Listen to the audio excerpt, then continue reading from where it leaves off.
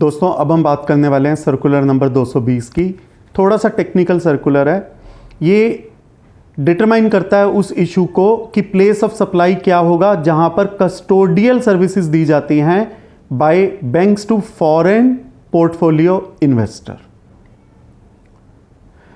ये foreign portfolio investor होते क्या हैं? ये वो होते हैं जो काफ़ी लिमिटेड सिक्योरिटीज़ में डील कर सकते हैं इंडिया के अंदर। सेबी रेगुलेशंस के अंदर एक जो फॉरेन पोर्टफोलियो इन्वेस्टर होता है वो सिर्फ शेयर्स डिबेंचर्स ले सकता है अगर वो इशू किए गए हों बॉडी कॉर्पोरेट के द्वारा जो कि लिस्टेड हो या लिस्टेड होने वाले हों। उसी प्रकार से कुछ कंडीशंस हो रहे हैं। तो एक जो फॉरेन पोर्टफोलियो इन्वेस्टर है वो बहुत लिमिटेड पर्पसेस के लिए डील कर सकता है इंडियन सिक्योरिटीज़ के अंदर, and he can not deal fully as an Indian can do.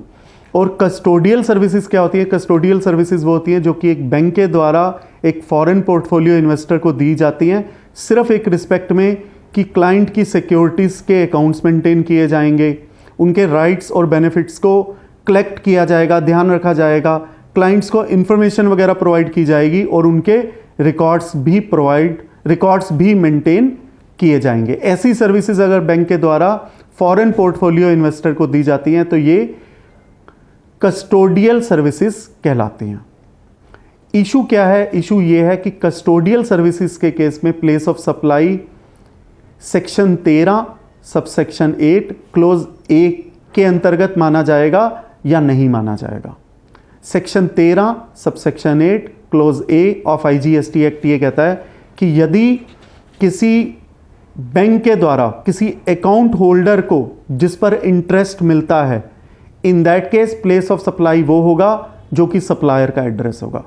तो बैंक अगर इंडिया में रजिस्टर्ड है या बैंक अगर इंडिया में है तो प्लेस ऑफ सप्लाई भी इंडिया मान ली जाएगी। बट ऐसा कब होगा? अगर बैंक के द्वारा सर्विस दी जा रही है किसको? अकाउंट होल्डर को। इसका इम्पैक्ट क्या रहेगा? अगर सप्लायर इंडिया में है, अगर प्लेस ऑफ सप्लाई वही है जो कि सप्लायर का एड्रेस है, इन that case place of supply will be India and GST will be leviable. But ऐसा तब होगा अगर जो सर्विस दी जा रही है वो दी जा रही है बैंक के द्वारा अकाउंट होल्डर को, और अकाउंट होल्डर कौन होते हैं? जिनको इंटरेस्ट मिलता है। तो अब हमें ये देखना है कि ये जो फॉरेन पोर्टफोलियो इन्वेस्टर हैं क्या ये अकाउंट होल्डर की डेफिनेशन में आते हैं या नहीं आते हैं। तो जैसा कि मैंने बताया कि अकाउंट होल्डर वो माने जाते हैं जिसके अंदर NRO NRE अकाउंट भी इंक्लूडेड है, जिसके ऊपर इंटरेस्ट मिलता है। बट जो फॉरेन पोर्टफोलियो इन्वेस्टर होते हैं इनको इंटरेस्ट नहीं मिलता, और इसी गाइड के अंदर क्वेश्चन FAQ के अंदर ऑलरेडी लिखा हुआ है कि अकाउंट होल्डर में कस्टोडियल सर्विसेज इंक्लूड नहीं मानी जाएगी। तो अगर ये इंक्लूड नहीं मानी जाएगी तो इट मीन्स ये सेक्शन 13 सबसेक्शन 8 क्लोज ए के अंतर्गत कवर नहीं होंगे।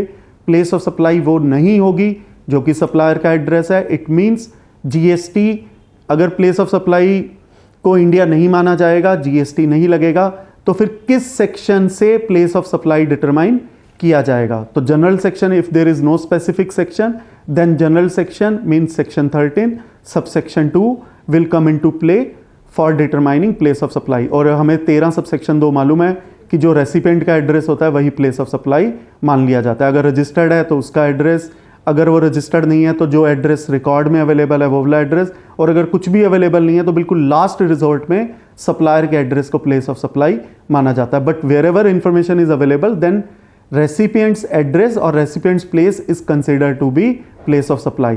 तो जैसा कि हम जानते हैं कि फॉरेन पोर्टफोलियो इन्वेस्टर है तो most likely out of India, ये इंडिया से बाहर ही होगा, प्लेस ऑफ सप्लाई इंडिया से बाहर होगी, ये एक्सपोर्ट ऑफ सर्विस कहलाएगी। In that case bank will be allowed to claim refund और कोई GST लेविएबल नहीं होगा क्योंकि ये most likely export of service की डेफिनेशन के अंदर कवर हो जाएगा। तो सर्कुलर जिस तरह से नज़र आता है, सर्कुलर एक्सपोर्ट ऑफ सर्विस की बात नहीं कर रहा, सर्कुलर रिफंड की बात नहीं कर रहा, सर्कुलर सिर्फ ये बात कर रहा है कि प्लेस ऑफ सप्लाई को कैसे डिटरमाइन करना है।